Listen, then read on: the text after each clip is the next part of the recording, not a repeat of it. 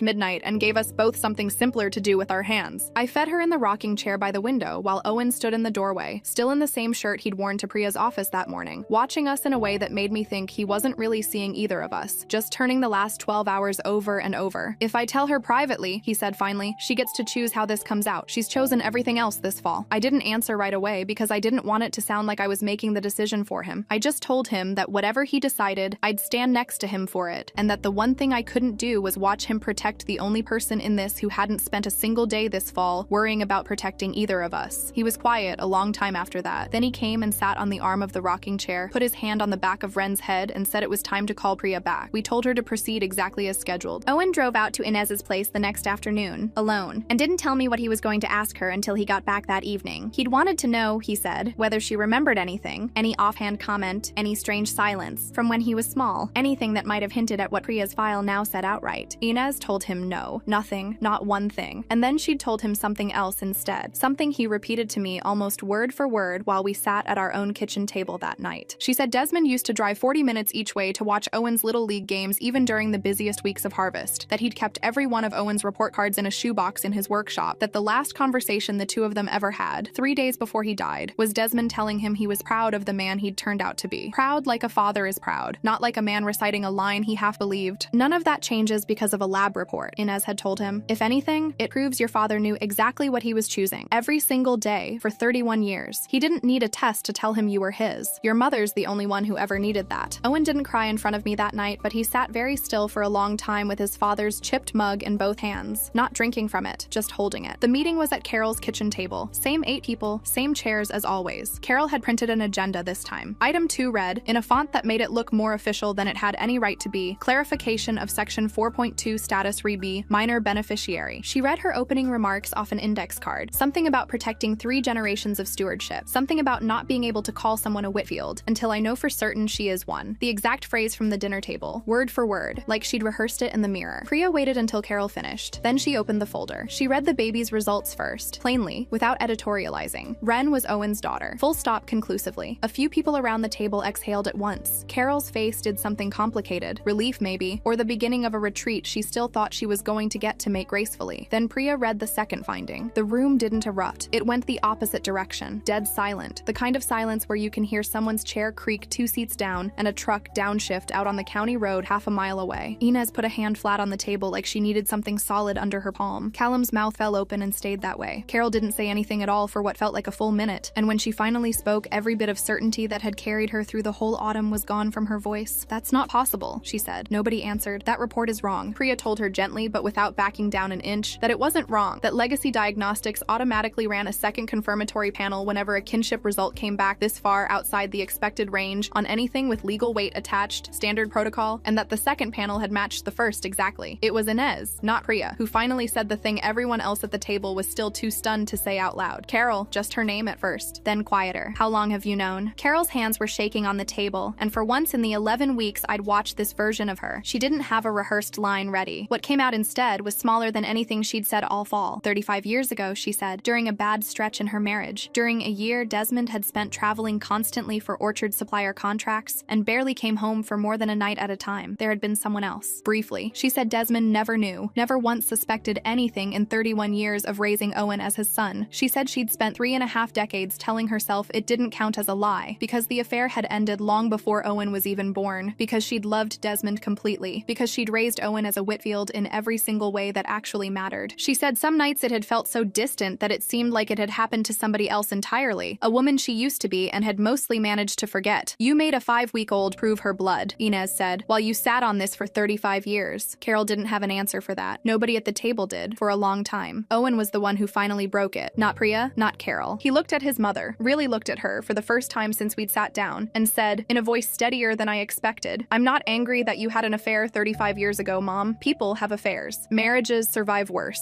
I'm angry that you used a 5-week-old to audition for a family she was already born into, while you were the one with something to hide. Carol flinched like he'd hit her. She didn't argue with it. Priya let the silence run longer than was comfortable before she moved the meeting forward, because there was still a legal question sitting in the room that didn't resolve itself just because everyone was too shaken to keep arguing about it. She pulled out a second document, a provision, she said, that Elias himself had added to the trust in a 1991 amendment, one she'd reread 3 times the night before to make absolutely sure she wasn't misreading it under pressure. A raised as heir clause. Any beneficiary raised from infancy as a Whitfield, publicly acknowledged as such by the presumed parent for the entirety of that parent's life, retained full beneficiary status regardless of a later discovered biological discrepancy, provided the discrepancy wasn't the result of fraud committed by the beneficiary themselves. Desmond had raised Owen as his son for 31 unbroken years without a flicker of doubt. Owen had done nothing but exist inside that love. The clause protected him completely. It protected Wren, by direct extension, the same way it always would have. Priya filed the paperwork the following week, a notarized affidavit summarizing the panel results, an amendment formally applying the 1991 raised as heir clause to both Owen and Wren, and an updated beneficiary of record designation logged with the county probate court, all of it cross-referenced back to case number WT2291, so the whole history would stay attached to the file for good. She told us it was the cleanest resolution she'd seen in 22 years of doing this work, mostly because Elias, whoever he'd actually been, had apparently cared more about the people his trust protected than the bloodline it claimed to be protecting them for. Frank Delacroix's third scenario, the one nobody in that conference room had actually believed would ever matter, turned out to be the only one that did. Callum was the one who tried to make it about something else. 2 weeks later, once the shock had worn thin enough to leave room for other feelings underneath it, he called Priya's office, almost casually, and asked whether the anomaly opened the door to redistributing Owen's voting share among the family's remaining actual blood descendants, meaning functionally himself. Priya told him, in the same even voice she'd used to deliver everything else that fall, that the 1991 clause existed for exactly this scenario, that Elias had apparently anticipated it decades before any of them were born, and that pursuing the argument further would cost him real legal fees for no realistic chance at a different outcome. I'm not trying to be the bad guy here, Callum reportedly told her. I just think it's fair to ask. Priya's answer, which Inez relayed to me almost word for word because she'd overheard half of it, was that fairness had already been litigated in 1991 by a man who'd apparently understood his own family better than any of them gave him credit for. When Owen found out his cousin had made the call at all, he didn't call Callum to fight about it. He just stopped calling him, period. And the silence between them lasted the better part of a year, longer in some ways, than the 11 weeks it had taken Carol to unravel everything else. Carol didn't come to Wren's first birthday. She sent a card, no gift, just a card, with a short note saying she needed time, and nobody in the family pushed her on it. Inez told me later that Carol still kept the Orchard's books every week, still showed up to the Saturday farmer's market with her folding table and her cider donuts like clockwork, but that something in her had gone quieter. The way a person goes quiet when they've spent 35 years standing guard over a gate and finally have to admit they were never entirely sure which side of it they were actually standing on. The story didn't stay contained to the family, of course. Nothing in Millbrook Valley ever does. Some people took Carol's side, or tried to, arguing that a 35-year-old secret and a grief-driven overcorrection weren't the same thing as malice, that a woman who'd single-handedly kept an orchard alive after her husband's death deserved more grace than the version of this story making the rounds at the farmer's market would ever give her. Others didn't see it that way at all, Inez chief among them, and said plainly that hypocrisy doesn't get softer just because it's wrapped around real grief, that Carol had weaponized a standard she herself couldn't meet, and that the length of her silence was the whole point, not a mitigating detail. I honestly don't know which side is right. Some days I think both of them are. Wren took her first steps that following April, in the grass between 2 rows of Honeycrisp trees, 3 wobbling steps toward Owen, with Biscuit trotting along beside her like an overprotective bodyguard. Owen caught her before she fell and swung her up onto his shoulders, laughing in a way I hadn't heard from him since before that October, and for a minute neither of us mentioned Carol at all, which felt like its own small kind of victory. The last time I saw her that whole first year apart was the following November at the Harvest Board meeting, the one that used to be about frost dates and pruning schedules and absolutely nothing else. She stayed exactly as long as the agenda required and left before anyone cut into the cider donuts. On her way out, she stopped at the end of the table where I was standing with Wren asleep against my shoulder, the way she always fell asleep in that kitchen no matter how loud the room got, and looked at her for a long moment without saying anything at all. I just needed to know for certain, Carol said finally, quiet enough that only I could hear it, that she was really family. She always was, I told her. The only thing that ever changed was whether you were. I didn't wait for an answer. I picked up the diaper bag and my daughter and walked past her, out into the cold, clean October air, and I didn't look back.